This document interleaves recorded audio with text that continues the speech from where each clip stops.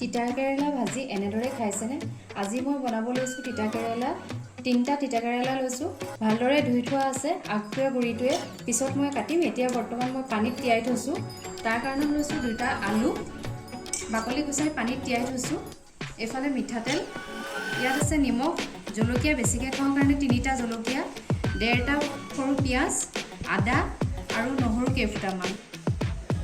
এতিয়া মই আলুটো সোনকালে বইল হ'বৰ কাৰণে দুফাল কৰি ল'ম। এই আলুটো বইল কৰি লৈছোঁ ৰেচিপিটো বনাবৰ কাৰণে। এতিয়া মই তিতা কেৰেলাখিনি কাটি ল'ম। কাটি লৈ আগটোৱে গুৰিটোৱে এনেকৈ ভালদৰে কাটি ল'ব। ধুনীয়াকৈ ধুই 2-3 বাৰ ধুব, কাৰণ তিতা কেৰেলা এই বাকলিটো আমি যেতিয়া ওপৰৰ সেইটো গুচাই নিদিওঁ, সেইকাৰণে ভালকৈ ধুব লাগিব, কাৰণ তাত বালি সোমাই থাকিব পাৰে। তিতা কেৰেলাখিনি এনেদৰে সৰু সৰুকৈ কাটি ল'ব।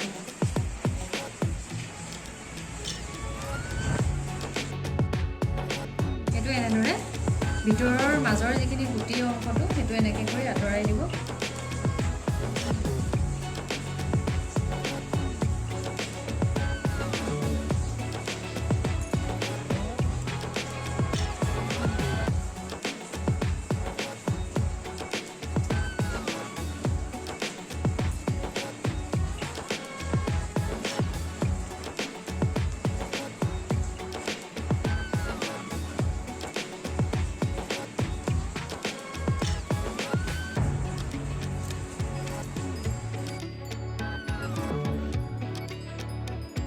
বইল কৰা আলুখিনি আনি ল'লোঁ, লগতে পিঁয়াজ, আদা, নহৰু, জলকীয়াখিনি মই মিহি মিহিকৈ কুটি ল'লোঁ। এতিয়া মই ইয়াতে গোটেইখিনি মিক্স কৰিম। পিঁয়াজখিনি দিছোঁ, আদা, নহৰু, জলকীয়া, নিমখটো সোৱাদ অনুসাৰে দিব জোখত।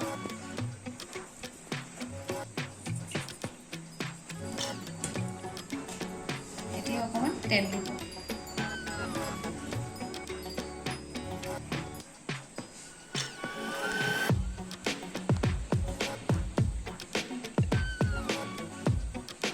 এইখিনি ভালদৰে মই এতিয়া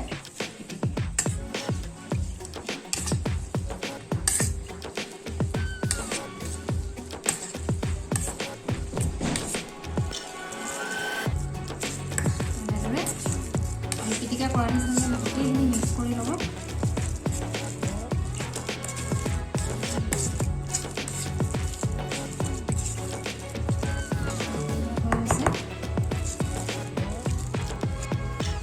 এতিয়া কাটি লোৱা তিতা কেৰেলাখিনি মাজৰ অংশত আলুখিনি এনেদৰে ভৰাই ল'ম।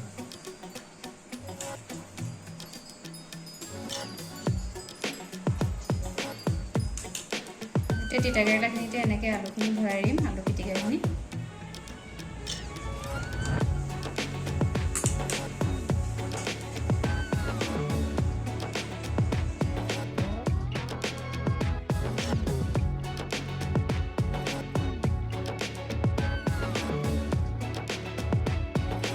এয়া তিতা কেৰেলা আলুৰ মাজত ভৰোৱা হৈ গ'ল।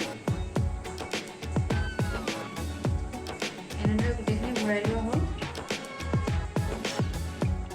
এতিয়া মই তিতা কেৰেলাখিনিৰ ওপৰত অকণমান হালধি এনেদৰে ছটিয়াই দিম।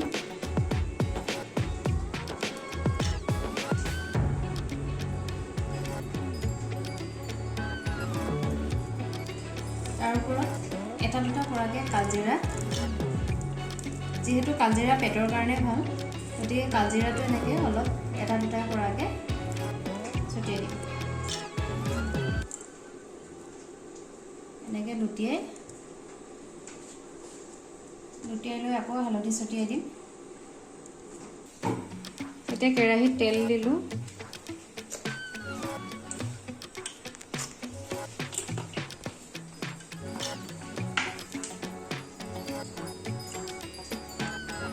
তেলটো পূৰা ধোৱা ওলাই গৈছে। এতিয়া গেছটো মই ল' ফ্লেমত দি এতিয়া মই গোটা ধনিয়া কেইফুটামান ফুটাই দিছোঁ।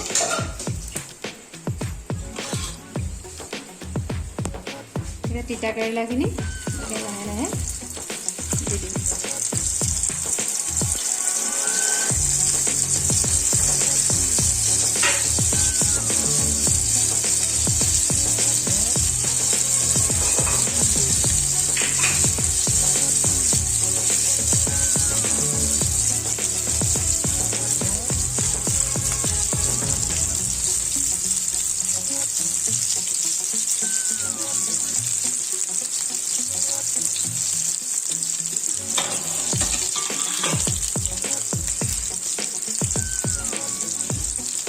কম জুইত এইটো ভাজিব লাগিব, যিহেতু তিতা কেৰেলাটো সিজোতে অকণমান সময় লয়।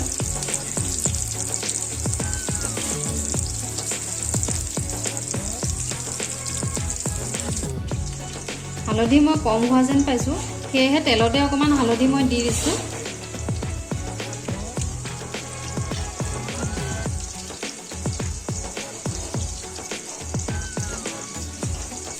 এয়া চাওকচোন কিমান ধুনীয়া কালাৰ হৈছে। এনেদৰে আকৌ এবাৰ লৰাই দিছোঁ।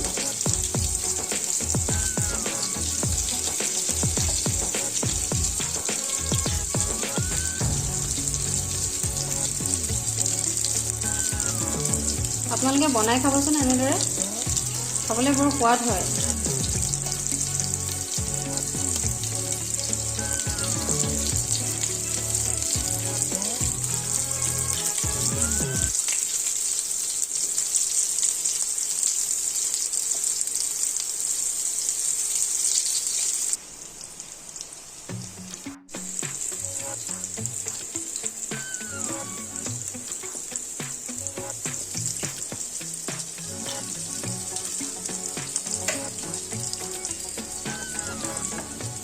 এতিয়া অফ কৰি দিলোঁ, আমাৰ হৈ গ'ল তিতা কেৰেলা। ইমান ধুনীয়া হৈছে চাওকচোন। এতিয়া খাবৰ কাৰণে প্লেটত উলিয়াই লৈছোঁ। গৰমে গৰমে এনেদৰে খাবচোন, বৰ সোৱাদ হয়।